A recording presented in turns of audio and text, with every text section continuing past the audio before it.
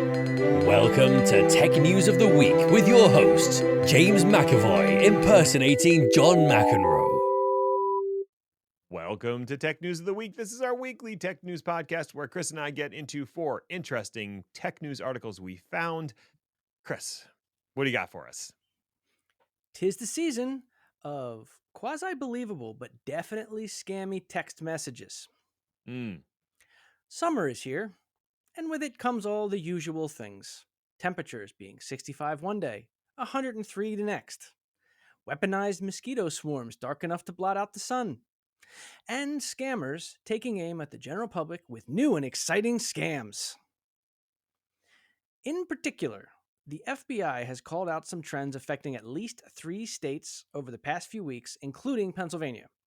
People are getting long, detailed text messages about some type of vehicular violation that they have allegedly neglected to resolve, and the dire consequences if they don't resolve it. In the interest of making a lightning round article a little too long, I'm going to read one that I got. Quote, Commonwealth of Pennsylvania Motor Vehicles, DMV, final notice. Enforcement penalties begin on June 4th. Our records show that as of today, you still have an outstanding traffic ticket.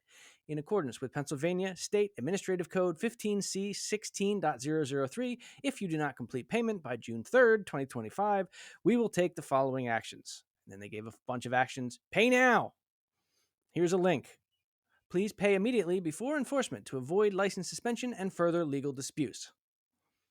Now, this sounds scary at first, especially since the noxious idea of automated camera-based ticketing is so popular now that people might actually think it's legit.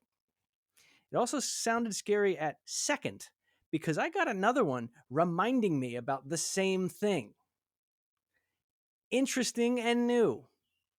A quick Google search, though, will show that the administrative code referenced doesn't exist. The following actions they suggested are kind of nonsense, and they told me that I was going to be affected before the policy began.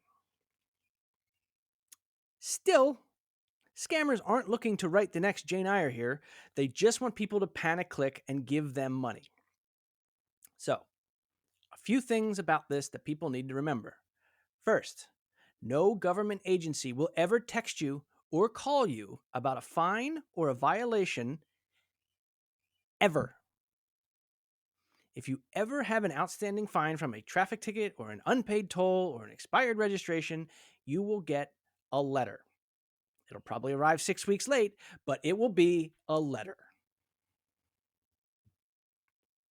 Yeah, because if you try to scam someone through the mail, that's a federal crime.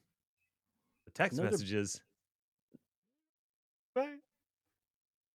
New York Times won't let OpenAI forget. As part of the ongoing litigation between OpenAI and the New York Times, the judge presiding over the case has ordered that OpenAI must retain all user prompts and prompt responses going forward. According to the logic of the Times, those attempting to circumvent the New York Times paywall may be more likely to purge their prompts to avoid detection. Typically, OpenAI maintains logs for 30 days before purging them, but now they need to retain the data indefinitely. This only applies to the free, pro, and team subscriptions, but not enterprise or EDU customers, or if you have a zero data retention endpoint.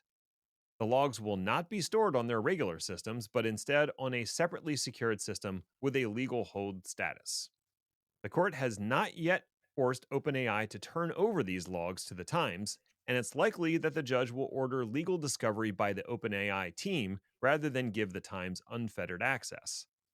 The lawsuit is over OpenAI allegedly using New York Times content as training fodder for their model, so I'm not sure why capturing user prompts is in scope, but if you don't want anyone knowing about how you use OpenAI to solve today's connections, you might want to switch over to Claude. Or just stop cheating, Chris. There's no way you got purple on the first try for the last 2 weeks. You out of your mind? I don't play connections. That way lies madness.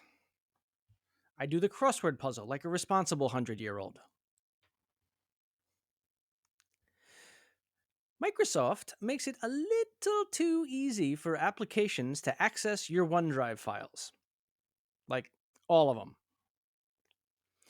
If you're a human who's alive, You're probably aware that Microsoft has been pushing OneDrive usage pretty hard recently. And by recently, I mean like the last 5 to 50 years. It seems like forever. More recently, though, they have started allowing apps to access certain files in your OneDrive directly without you having to go through the unbearable hassle of a drag and drop. The mechanism used for this totally necessary convenience is called the OneDrive file picker. Applications such as ChatGPT, Slack, Trello, etc. will ask you to allow it to use OneDrive file picker to access your info. This makes sense if, say, you want to share a file with a coworker, or you have ChatGPT give you a bad summary of someone else's work. Trouble is, the OneDrive file picker does not seem to have been designed with security in mind at all.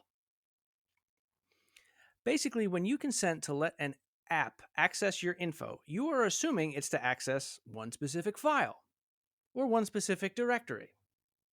But the default that the OneDrive file picker has is that it just goes ahead and requests read access to your entire drive. This, as the kids say, is bad. Now, on the one hand, it is convenient. There's that word. You won't have to click OK every time the app wants to use the picker to access another file. If you link, say, Slack, well, I mean, it's still super bad, but it has some logic to it. What about an app like ChatGPT, a quote-unquote legitimate company that has absolutely no problem scooping up data from everywhere it can? You really want them sniffing around trade secrets or your secret superjournal.rtf? Don't read that file. It's password protected. The password is sandwich.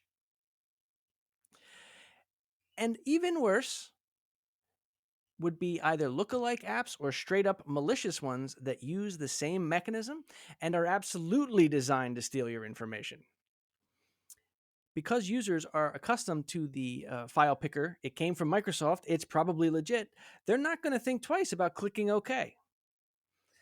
Security researchers have been pretty hard on Microsoft for this, basically saying that they designed the, quote, overly broad OAuth scopes and misleading consent screens to stay firmly on the side of convenience versus safety, which is dumb. It's dumb, Microsoft. Do better. FAA stands for Floppies are awesome.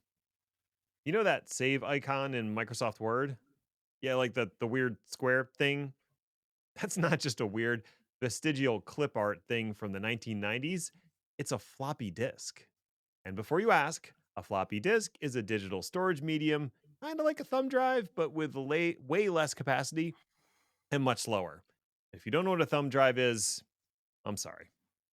That 1.44 megabytes of space on a double side, high density 3.5-inch floppy worked out to about 13 disks just to install Windows 95.